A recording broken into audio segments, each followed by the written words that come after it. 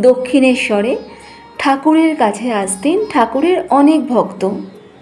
সেখানে দীর্ঘ সময় ধরে চলত ধর্মীয় প্রসঙ্গ ও আধ্যাত্মিক আরাধনা, নিত্যদিনের ভক্তি সঙ্গীত ও ঠাকুরের কথামৃতে ভরে উঠত প্রতিটা গোধূলি। ঠাকুরের সমাধি ও ভাবধারাতে ভক্তেরা দেখতে পেতেন জীবন্ত ঈশ্বর। ভক্তেরা মেতে উঠতেন স্বর্গীয় আনন্দে। ঠিক এমনই একটা সন্ধ্যা নিয়ে আজকের আলোচনা। চলুন শুরু করি। সন্ধ্যা হইল, সিন্ধু বক্ষে যথায় অনন্তের নীল ছায়া পড়িয়াছে। নিবিড় অরণ্য মধ্যে, অম্বর স্পর্শী পর্বত শিখরে, বায়ু বিকম্পিত নদীর তীরে, দিক দিগন্তব্যাপী প্রান্তর মধ্যে ক্ষুদ্র মানবের সহজেই ভাবান্তর হইল। এই সূর্য চরাচর বিশ্বকে আলোকিত করিতেছিলেন। কোথায় গেলেন? বালক ভাবিতেছে, আবার ভাবিতেছেন। বালক স্বভাব সম্পন্ন মহাপুরুষ। সন্ধ্যা হইল, কি আশ্চর্য! কে রূপ করিল? পাখিরা পাদপ শাখা আশ্রয় করিয়া রব করিতেছে।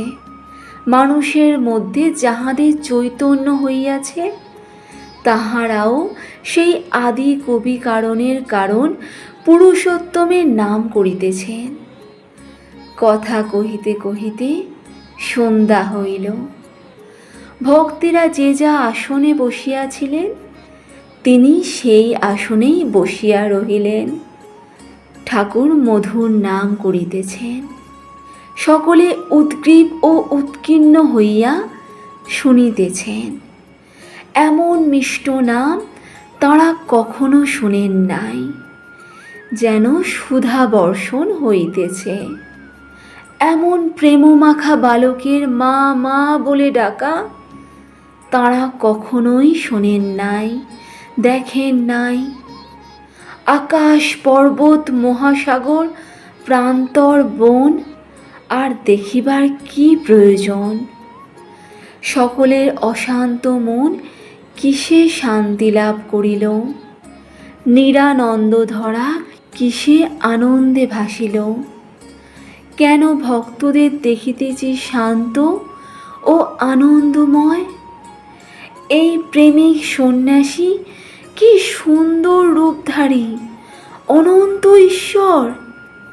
এইখানেই কি দুগ্ধপান পিপাসুর পিপাসা শান্ত হইবে? অবতার হউন আর নাই হউন, ইহারই চরণ প্রান্তে মন বিকিয়াছে। আর যাইবার জোনায় ইহারই করিয়াছি জীবনের ধ্রুবতারা। দেখি ইহার হৃদয় সরোবরে সেই আদি পুরুষ কি রূপে প্রতিবিম্বিত হইয়াছে। ভক্তেরা কেহ কেহ এইরূপ চিন্তা করিতেছেন ও ঠাকুরের শ্রীমুখ বিগলিত হরিনাম আর মায়ের নাম শ্রবণ করিয়া কৃতকৃতার্থ বোধ করিতেছেন। নাম গুণ কীর্তনান্তে ঠাকুর প্রার্থনা করিতেছেন, যেন সাক্ষাৎ ভগবান প্রেমের দেহ ধারণ করিয়া জীবকে শিক্ষা দিতেছেন কিরূপে প্রার্থনা করিতে হয়।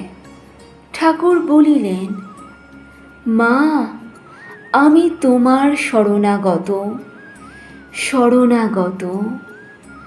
তোমার শ্রী পাদপদ্মে শরণ নিলাম।